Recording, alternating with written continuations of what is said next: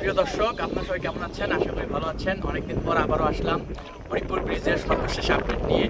এখন আপনাদের জানিয়ে রাখি, হরিপুর ব্রিজের প্রায় কাজ সম্পূর্ণ শেষ। এখন হচ্ছে আংশিক যে আনুষঙ্গিক কাজ রয়েছে, রঙের কাজ অনেকদিন আগে আমরা বলছিলাম, প্রায় 1 মাস আগে আমরা বলছিলাম যে রঙের কাজ ধরেছে।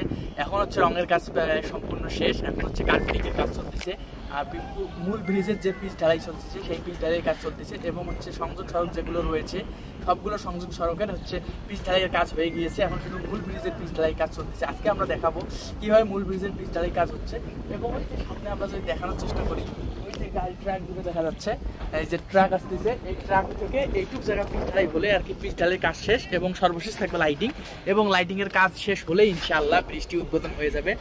এবং কথা ছিল ঈদের পরপরই হচ্ছে ব্রিজটি উদ্বোধন করে দেওয়া হবে, জনসাধারণের চলাচলের জন্য উন্মুক্ত করে দেওয়া হবে, এবং দুই পারে মানুষের যে কাঙ্ক্ষিত যে স্বপ্ন, হরিপুর এবং চিলমারি মানুষের যে স্বপ্ন, সেটি বাস্তবে রূপ নিয়েছে, এবং হচ্ছে সেটি আকাঙ্ক্ষাটা পূর্ণ হবে। এবং হচ্ছে আমরা অবিলম্বে চেষ্টা করব হচ্ছে হরিপুর ব্রিজের লাইট করা এবং উদ্বোধন অনুষ্ঠান সম্পূর্ণ হচ্ছে আমাদের সুন্দরগঞ্জ পেজের মাধ্যমে তুলে ধরার চেষ্টা করব। প্রিয় দর্শক, দেখতেছেন এখানে কার্পেটিং এর কাজ চলছে। এটি নির্দিষ্ট সময়ের পর ব্রিজটি উদ্বোধন করা হতে পারে। আমরা সেটি আপনাদেরকে পরবর্তী সময়ে দেখানোর চেষ্টা করব। সেই সঙ্গে আপনাদেরকে জানিয়ে রাখি, এটি এই বছরেই চালু হওয়ার সম্ভাবনা রয়েছে। এখন নির্দিষ্ট কোনো তারিখ আমরা এখনও শিওরলি বলতে পারতেছি না। নির্দিষ্ট তারিখটি হচ্ছে যে কোনো সময়ের মধ্যে চালু হবে, তারিখটি জানানো হবে।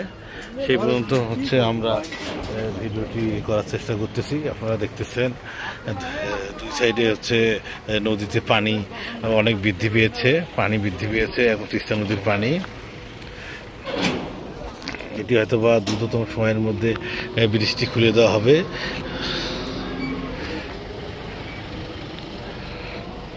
আপনারা দেখতেছেন একটি গাড়ি যাচ্ছে, অথবা ব্রিজের নির্মাণ কাজে ব্যবহৃত কোনো কর্মকর্তার গাড়ি, ইঞ্জিনিয়ারের গাড়ি হতে পারে।